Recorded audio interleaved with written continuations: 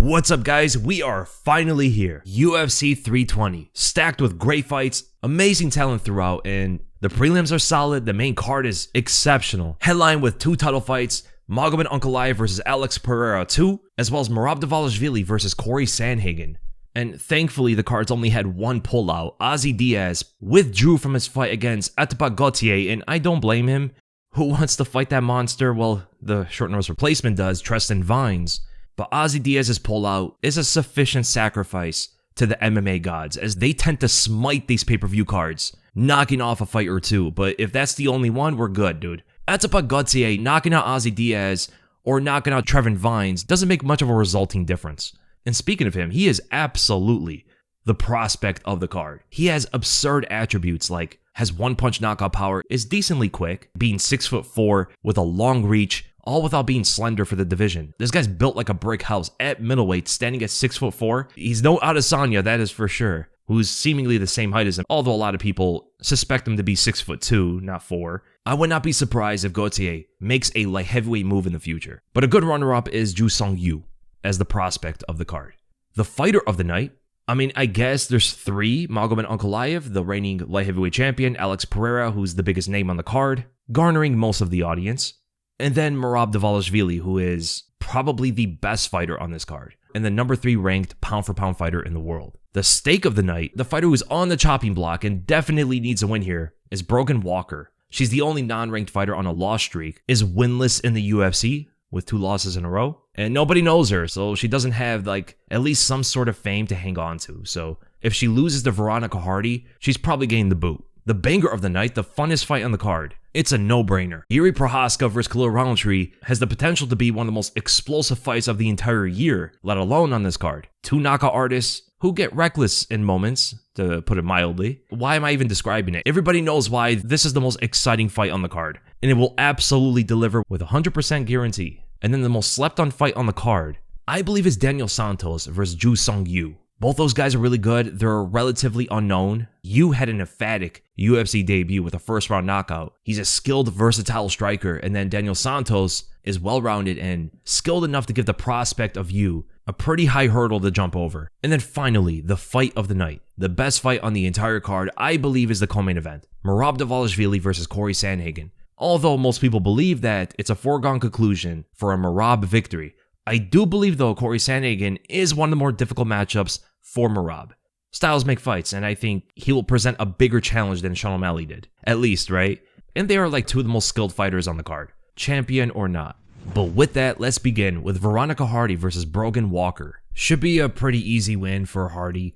I don't know how she got this matchup, but I'm surprised Brogan Walker's still in the UFC, man. She hasn't fought in 2.5 years and has yet to win a single UFC fight. She's 0-2 there. Hardy just lost to Eduarda Moura, but had a 3-fight win streak prior. So I'm going to go with Veronica Hardy by a rather one-sided decision. Only Theo Vaughn is going to be watching this fight. I think most people will start with the next one. And it's a great fight too. Ramiz Brahimaj versus Austin Vanderford. And it's quite interesting why Vanderford's fighting below Veretennikov. Usually there's a supremacy order here. Vanderford defeated Veretennikov, but he's still fighting earlier than him, making it seem like his fight is not as important. Whether that's true or not, that is the optics of it, right? Usually the first fights are the least important, and then the further up they go comes with an increase in interest. Fans are watching the card later. But regardless, man, this is a great fight. Both fighters are on a 2-fight win streak.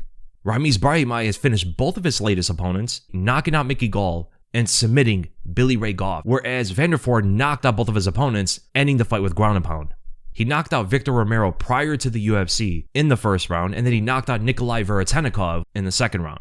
Now, even though Brahimaj is as strong as an ox, trying to take down Vanderford is going to present its problems, right? That guy's impressively strong as well. He has a solid stance, has explosive hips. It's going to be quite difficult for Brahimaj to get under him unless he is able to overpower Vanderford, which would be such a feat in itself. But we have seen before that Brahimaj doesn't need to get the takedown to finish. He has secured many guillotines against the fence, and if Vanderford exposes that neck even for a split second, that fight is over. Brahimaj's got the squeeze of a heavyweight. If he gets a hold of that neck, I don't foresee Vanderford fighting out of it. But at the same time, Vanderford might just be the better striker. And if he could shut down the wrestling, breaking down that bridge to force the fight in the stand-up, he might actually win this. Even with Brahimaj's improvements, I still think Vanderford is the more capable striker. He has a much better use of the jab, Both guys don't feint too well. Brahimaj will switch stances, and he uses it sort of as a feint sometimes, but Vanderford's jab is probably going to dictate the entire stand-up. I mean, he pretty much won the fight against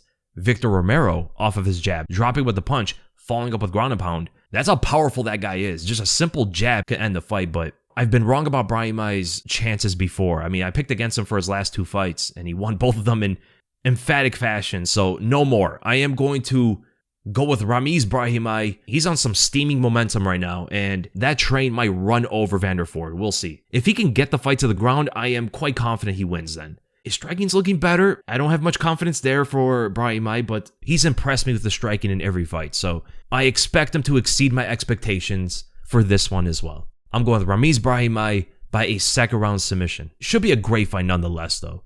And then in the same division, you have Punahele Soriano versus Nikolay Veretennikov. Yo, I can't lie, I don't know how Veretennikov is still around in the UFC. It's true that he beat Francisco Prado, who turned out not to be that great, but after the post-fight shenanigans against Vanderford, I am appalled that they did not cut this guy. He lost the fight to Vanderford by a second round TKO, was 0-2 in the UFC, by the way, and they still give him a chance. Soriano is going to knock Veretennikov out, throw his head into the third row with a single left hand. He's going to put those Pacquiao hands on Veretennikov's chin at lightning speed and put him out. I don't foresee Veretennikov striking well with Soriano. Veretennikov has a long-range striking style, but he's incredibly slow. He gasses out in the third round, probes with the jab a lot so he can set up his right straight to the body or head. A very simplistic, and I think Soriano literally just speed blitzes him and puts him away against the fence. Vicious first round knockout win for Punahele Soriano. This guy is so much better at welterweight than he was at middleweight. He's lightning quick. He has pretty good linear movement. Coils, springs forward for the left, and it just catches so many opponents off guard. And bro, if Veretennikov throws that spinning back kick again, like he was spamming against Francisco Prado, I think it just makes the knockout even easier for Soriano. So first round knockout, Punahele Soriano. And then we go to Patchy Mix versus Jakub. Correct me if I'm wrong, but I think it's pronounced Wiklacz. Okay, I've watched some of Jakub's fights, and this is such an interesting matchup because he's sort of like the Polish Patchy Mix. 13 submission wins from Patchy Mix and 10 submissions from Jakub. They don't excel anywhere else but in the grappling. So you already know, if they come to like a gentleman's agreement to not grapple, sprawl and brawl, we're in for one of the greatest striking matches of all time, resembling the legendary Maya versus Askren fight. Jakub will throw front kicks to the body and stuff like that. He'll try to establish range in the stand-up so he can find his takedown openings and then just start slithering around them for submissions. Patchy Mix seems to be the stronger fighter. He definitely is more durable. Jakub got dropped by a single punch in the first round of his 4th fight against his nemesis, Sebastian Shibish. And they had a 5th fight as well, where Jakub submitted him in the 2nd round. So quite the series that these two had. And it ultimately ended with Jakub getting 2 wins over him. He was 2-1-1 against his rival. But he got dropped by a right hand in the 1st round of their 4th fight. Say what you will about Patchy Mix's Edmen Tarverdian style head movement, but man, he can eat it all, just like Kelvin at a buffet. Right hands to the face, left hands to the face. Patchy Mix will walk you down as stiff and as durable as a statue. His striking leaves much to be desired. Both of them, honestly. I think Jakub might be the better striker, though. He at least moves his feet, and Patchy's just stiff as a board, bro. And I think it just opens up a lot of body shot opportunities for Jakub. He might land some decent punches there, too. Patchy Mix might have more power, though. Again, he might be physically stronger. And as crafty as Jakub is on the ground, I don't know if he can handle Patchy's grappling. Patchy is so incredibly versatile on the ground. He has heavy top control, technical transitions, and snaps onto the submissions quickly. Jakub has like a similar style. I don't think he's as heavy on top, but I think their styles should mesh well for an excellent grappling match. At the end of the day, I think Patchy Mix is just a step ahead of Jakub Wiklacz. So I'm going to go with Patchy Mix by a 2nd round submission. Hopefully the octagon jitters have subsided and we see the best version of Patchy Mix displaying his high-level grappling skills to a win here. And then we're going to Macy Chiasson versus Yana Santos. This is your bathroom break, guys. Feel free to get a drink. Feel free to get some drinks and some snacks, do some laundry, stretch for 15 minutes, paint a wall and watch it dry. I don't know why this isn't the first fight on the card. No, I'm kidding. They're both quite similar in their striking styles. Yana Santos uses her footwork a lot and throws jabs and feints, and then Macy Chiasson is more aggressive. She also uses her footwork but moves forward. She might clinch a lot and take this fight to a decision. So I'm going with Macy Chiasson by a decision. But from one of the not so great fights to one of the best fights on the card, the sleeper is Daniel Santos versus the Korean counter, Joo Sung-yu. I am quite impatient for this fight. I cannot wait for it. So Daniel Santos is on a 3-fight win streak and is 3-1 in the UFC totally. Joo Sung-yu is undefeated, 9 wins in a row, has only had his UFC debut, who he knocked out in 28 seconds of the first round. This guy has the precision of a sniper. Jakub, his opponent, walked forward and got one-tapped by a fleeing left hook. The guy is incredibly quick, has versatile striking, excellent footwork to line up his shots, and as you can see, even up against a durable fighter like Saragi, he can one-shot them. And Daniel Santos is not made of the same material as Jakub. This guy has been rocked so many times. They call him Mini Oliveira because of his fighting style, but he also has like a similar chin. When he fought John Castaneda, he got rocked multiple times. Those partially blocked head kicks were rattling his brain, and I just don't see him taking a clean shot from Yu. Yu is so much more technical in the stand-up. Daniel Santos also has Edmen Tarverdian style head movement, and against a sniper that is pretty bad. That's not great for his chances at all. He has to wrestle. That's where the fight gets interesting. Joo Sung-yu has one submission and he's grappled before, but he's definitely so much more comfortable in the striking. And I wonder if Santos' wrestling persistence will offset Yu. I think Santos is better on the ground. He trains with Charles Oliveira, whereas Yu trains with the Korean Zombie, although a prestigious grappler in his own right. Training with Oliveira is quite different. But there is something to take note here. Oliveira has been cornering other fighters for this week. On the Contender Series, he cornered some guy who got 30-27. So I don't know if Santos is going to have Oliveira's strict attention. When a coach has to corner multiple fighters, that attention is of course going to be divided. So I'm going to go Joo Sung-yu, defending some takedowns and sniping Daniel Santos' lack of head movement in the first round, getting the knockout. Daniel Santos is the favorite? That is quite peculiar. Okay. So I'm guessing they believe that Santos is going to wrestle his way to a win. But then we go to Chris Gutierrez versus Farid Basharat. When the one-dimensional goes up against someone who can do it all, the well-rounded tends to beat the one-dimensional. Basharat can do it all. He's a good striker. He's a good grappler. He has rather high fight IQ and sets up his strike spell with his feints and footwork. He's the full package at a respectable tier. Gutierrez, on the other hand, is a kicker. He's an elusive, lateral moving kicker, and that's pretty much it. For a high fight IQ fighter, this should be a rather simple fight. Going off past performances, of course, Gutierrez could have improved and added new layers to his game to throw Basharat off or something. Gutierrez is a plus 300. Okay, never mind. So I guess the odds makers agree that this should be an easy fight for Farid. He can tackle this fight in a few different ways. He can try to mix up his wrestling and striking, which is probably going to be the most advantageous approach. He can walk him down, pressure past those kicks, and just throw Gutierrez's entire offense into a swirl when all the punches, knees, clinches, and takedowns get thrown into sequence. I can see Farid setting up with the jab, stringing that into a clinch, landing a knee to the body, level change for the double leg, lift and slam him, and then start grappling and dominating the fight off of that, But the thing is, if Farid, for some reason, fights this at distance, then I question the fight IQ, because he should not be doing that. You do not fight Gutierrez in neutral. You have to press forward. Move forward, cut him off, throw some punches, string with takedowns, and that should make it a lot easier of a fight. So I'm going to go with Farid Basharat by a unanimous decision. He's not much of a finisher. And the odds makers seem to agree with that sentiment, making Farid a minus 400 favorite. One of the biggest on the card too. And then we go to Edmen Shahbazyan versus Andre Muniz. Edmen's on a 2-fight win streak, defeating Andre Prochazka and Dylan Budka, whereas Andre Muniz is coming off a loss that Ikram Aliskerov got knocked out in the first round, but he did defeat Junyoung Park by a split decision after losing to Paul Craig and Brendan Allen. This is an easy fight. I'm going with Edmen Shahbazyan. Andre Muniz is rather one-dimensional, but in the grappling style, he doesn't have much striking to his game, especially near the level of Edmen's. Edmen's trained with a lot of judokas, and I think that's going to benefit him greatly for this fight. Muniz's takedowns are very simplistic. The setups are simple. It's obvious when he wants to shoot, and I think Edmen will be ready to counter those. Defend the takedowns, and then as Muniz pulls guard, I hope Edmen stands up and doesn't entertain the grappling at all, because he'd just be giving Muniz a chance at victory there. If he sprawl and brawls, this is a clear-cut win for him. Muniz cannot strike with Edmen at all, and I don't think he could take him down either. So it's a pretty straightforward fight. Edmen Shahbazyan stuffs the takedown, stands up each time, puts together the fundamental combinations to hurt Muniz before he pulls guard, and then just rinse and repeats. I foresee Muniz constantly pulling guard, even when he gets hurt, and it's going to be completely up to Edmen to provide a chance at victory to Muniz. The fight should be so dominant that Muniz's only chance to victory is entirely dependent on Edmen's volition to go to the ground with him. I don't think Muniz can take him to the ground and hold him there. Prochazka and Mearshart landed some takedowns, but were unable to secure the top position for long. I mean, Prochazka had like 20-something seconds of total control time based off of 2 takedowns. So I'm going with Edmen Shahbazyan by a 3rd round TKO. I think eventually Muniz succumbs to the striking damage.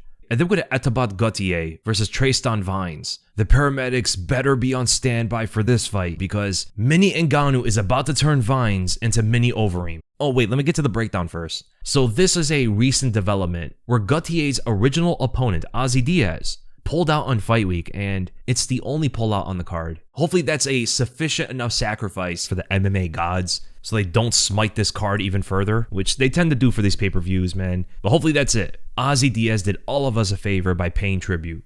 I don't blame him. Many would do the same, but not Tre'ston Vines. He is using this great opportunity to make his UFC debut, but he's fighting Mini Ngannou, a terrifyingly fitting nickname with an 88% knockout ratio. He has ridiculous attributes, bro. From a 6'4" height, the 81-inch reach. Usually 6'4" fighters at middleweight are quite slim. Dude, he looks like a light heavyweight. And I foresee him eventually making that move, but not now. This guy's an oncoming freight train going at full speed, and Tre'ston Vines decided to jump on the track so he could continue his career in the UFC afterward, right? The goal is probably just to get this fight done and over with, tap out the strikes if he needs to, avoid as much brain damage as possible so then he can focus on the rest of his UFC career by doing them this favor. You know, he's going to be around after, he's going to get some more fights. That's the important thing.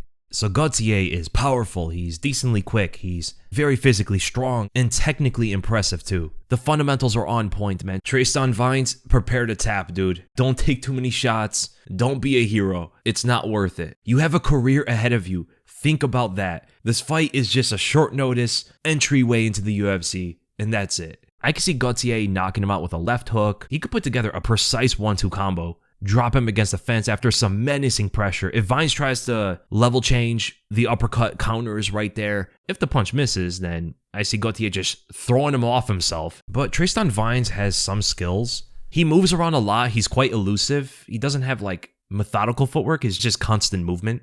Vines will throw punches to set up his takedowns. He did that in his fight against Chris Mixon. He grapples pretty well. He has decent top pressure, but not great control. He's incredibly slow as a puncher. He reaches a lot with his punches, overextending, and yeah, that's pretty much it. Etabat Gutierrez wins by a first round obliteration. How big is he as a favorite, though? Oh, he's a minus 850 favorite. You don't say. Definitely not worth putting anything on him. I guess a parlay would be sufficient. But then we go to Joe Pyfer versus Albus Magomedov. Pyfer is riding a 2-fight win streak, defeating Kelvin Gastelum and Marc-Andre Barrios. Bro, it was so stupid. He could have knocked Kelvin out with those shots, bro. Kelvin's just built different, that human fridge.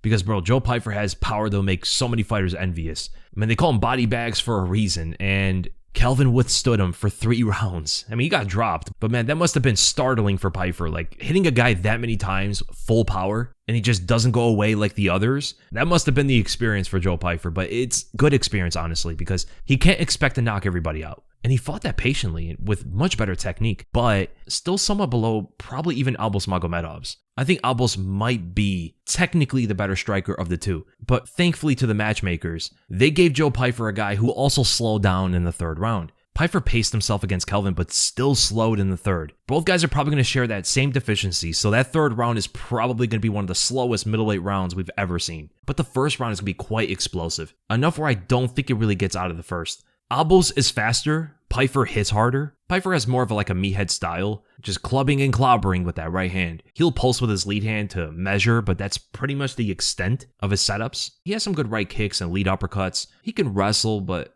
Albus can meet him evenly in every area but punching power. So if they exchange punches, Albus hits hard too, but it'd be definitely ill-advised to trade shots with Joe Pyfer. I think he needs to focus on using his kicks, obstruct Pyfer's rhythm with a jab, and throw out plenty of feints in an attempt to draw out the right hand, opening up a counter opportunity for his blitz, capitalizing with that speed advantage. But the only thing is Magomedov gets reckless, and he just can't give any of those openings to Pyfer. Even in his last fight against Michel Pereira, he swung wild in the 1st round. He threw up some impatient high kicks, just trying to blast through with those, and Pyfer will pounce on those openings with his right hand. So it should be a pretty good 1st round fight, and I think Joe Pyfer ends it in routine fashion, knocking Albus Magomedov out. And then we go to Josh Emmett versus Youssef Zalal. So Emmett's coming off a loss to Lerone Murphy. He beat Bryce Mitchell before that. That's a crazy hiatus right there, man. That was from December of 2023 to April of this year. He's been quite inactive in the last 2 years, but he had 3 fights in 2023. He lost to Yair, lost to Ilya, and beat Bryce. The same could not be said about Youssef Zalal. He fought 3 times last year and once this year against Kelvin Kattar. So Kelvin Kattar, Jack Shore, Jarno Aarons, and Billy Quarantillo are his last 4 wins. He's currently riding a 7-fight win streak, with most of those being submission wins. Interesting enough. I think this fight's pretty straightforward, honestly. Josh Emmett is quite limited compared to Zalal. Zalal is the modern 2025 MMA fighter. He can do it all. Emmett, he's got a right hand and a left hook, a jab and a right leg kick. Sometimes those uppercuts. He's very explosive and is persistent on trying to hit that home run. He's pretty quick on his feet. The movements are all explosive as well. He's angling off sharply for his power punches, and that's going to be quite difficult to land against Zalal, who's fighting at such a long range and is constantly moving around. He's 5'10" with a 72-inch reach and uses that reach intelligently, man. But boring sometimes. That throw around with Kattar was not fun, but it was smart, I guess, on his end to just secure the win. He might do the same against Emmett, but Emmett is going to be swinging at his head with ill intent. That is going to be the one difference there. Kattar's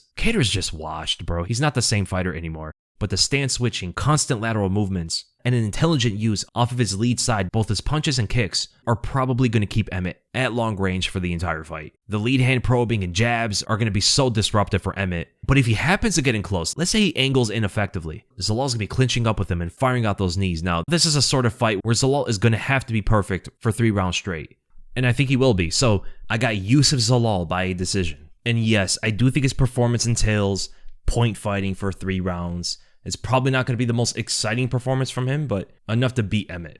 Which carries us into the Jiri Prochazka and Khalil Rountree fight. The banger of the card. And a pretty enigmatic one because I don't know who's going to score the knockout. You never know with Jiri. He is the most stressful fighter to watch due to how reckless he is, and he's training at a gym now. He's not in the wilderness anymore. He's part of a proper training camp, and we love to see it. You saw that with Jamal Hill too. So those were the first results of him training in an actual gym for the entire camp. Khalil Rountree, I think, is just a better technical striker. I think they fight at a similar speed, which is going to hurt Jiri's chances because that's an advantage he has against many of his opponents. He fights at a lighter weight, so it could put him first to land those shots in those exchanges, but evenly meet him in that, while also being the heavier fighter. And the leg kicks. I cannot emphasize enough on how effective those leg kicks are going to be. Jiri does not check kicks. And if Rountree chops out that base, it's going to make the body shots and head shots easier to land. So logically, I think Rountree easily wins. But we have to remember that it's Jiri Prochazka, and he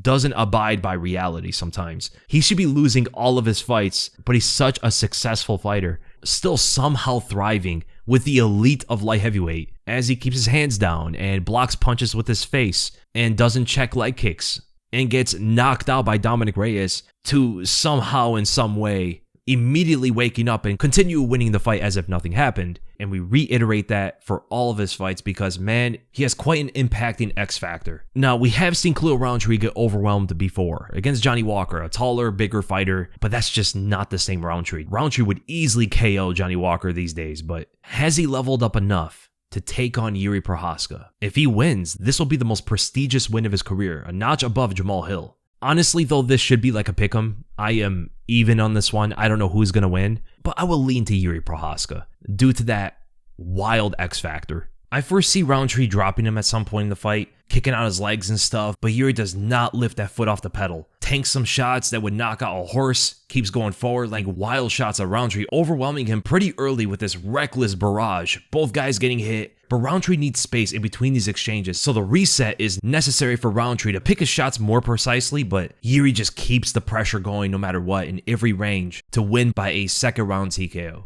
And that heads us into the first title fight between Merab Dvalishvili and Cory Sandhagen. Merab is going to bring that whirlwind into the octagon, man. And so is Cory. Cory can fight at a pretty fast pace that is definitely not on Merab's level. Even as I say that though, I think Cory's chances are underestimated. Firstly, he's a tougher fight than Sean O'Malley. He can grapple, he's more well-rounded, he has a similar stature, 5'11" with a long reach. He's a high-level striker with putting a great amount of emphasis on his grappling training lately. From his Deiveson Figueiredo fight, where he had to focus on his grappling, you saw the benefits of that. He's going to be adding more grappling improvements for the Merab fight too. but quite differently though. He just has to defend the takedowns and get up. Whereas Davison is more of a submission threat. Now, Merab submitted O'Malley, and that was pretty crazy. From the dormant north-south position, nobody submits from there, especially in a championship fight. That is so incredibly rare, and that was his second UFC finish. So Cory cannot underestimate Merab's finishing ability. Now, there's a lot of talk going into this. Merab is talking about how he's going to take a boxer's approach here. The same was said from Bilal when he fought JDM.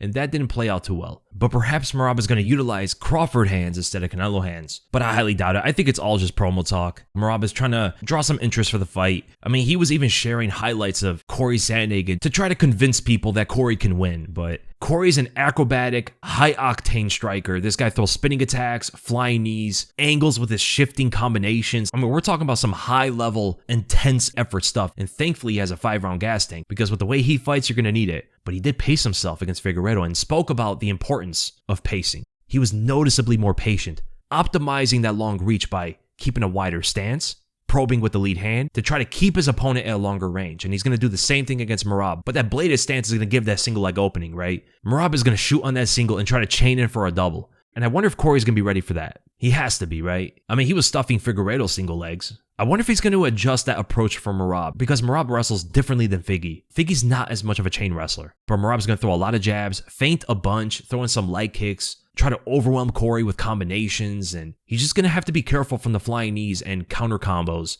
from Cory. As I envision the fight, man, even if Cory is extending that reach to hold him at bay so then he can snipe through those openings as Merab is trying to drown him in output, I think Cory's somewhat incapable of fighting him off the fence. That is the area that Merab is going to shine in. I just don't see Cory defending the takedowns on the fence, and I see Merab just smothering him on the ground. I am so interested to see if Cory has made the necessary adjustments here. I'm still going to go with Merab, but I think this is going to be a lot more of a competitive fight than expected. So Merab Dvalishvili wins this fight by decision.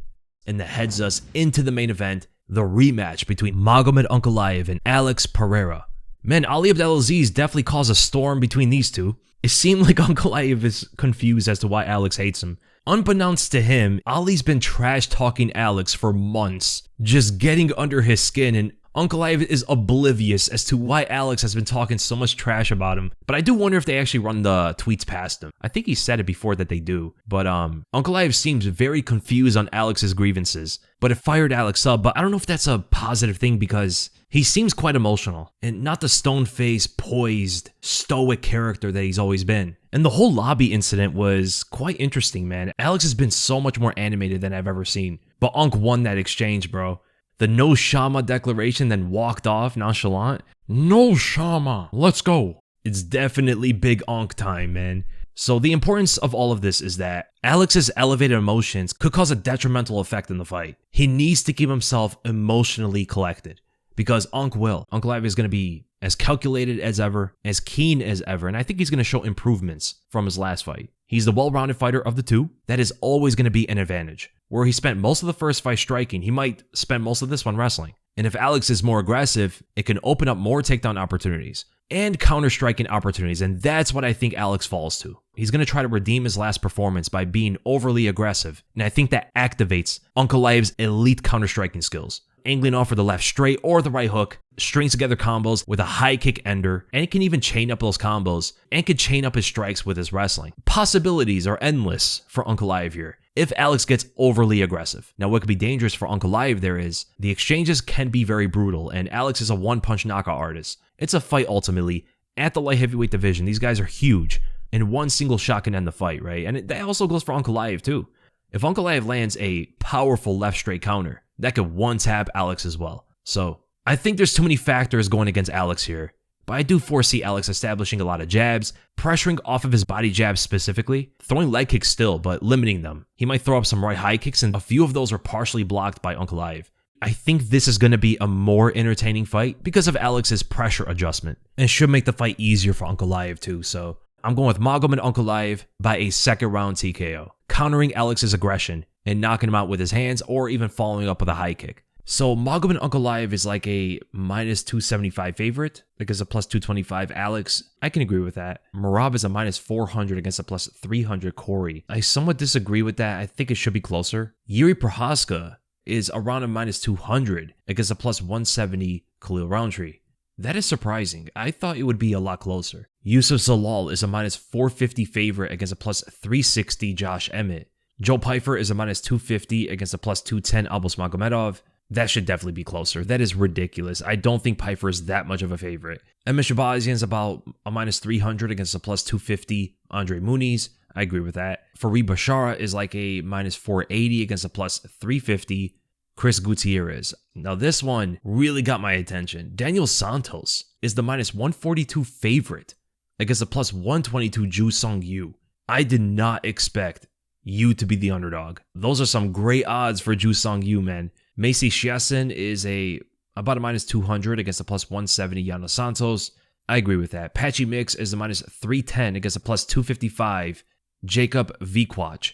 Is it Jakub Wiklacz or Jacob? I'm sorry if I pronounced him Jacob the whole video. It might be Jakub, actually, now I'm thinking about it. But I agree with Patchy Mix being a heavy favorite for that one. Punahele Soriano is about a -320 favorite against a +255 Nikolay Veretennikov. I agree with that as well. Ramiz Brahimaj is about a +240 underdog against the -300 Austin Vanderford. I do not agree with that. That should be a lot closer on the odds. I could see Brahimaj absolutely winning that. And then Veronica Hardy is a -800 against the +520-ish Brogan Walker. That's a no-brainer. Yeah, absolutely. That's the easiest fight on the whole card to pick. Now, it doesn't show Gutierrez's fight with Vines, but Gutierrez is like a -850 favorite, and I think Vines is like a near +600. So very interesting odds on this one. There's some really good ones to capitalize on here. And I hope you guys enjoyed the video, and if you did, make sure to give it a like, subscribe, hit the bell for notifications, and I'll see you guys in the next video.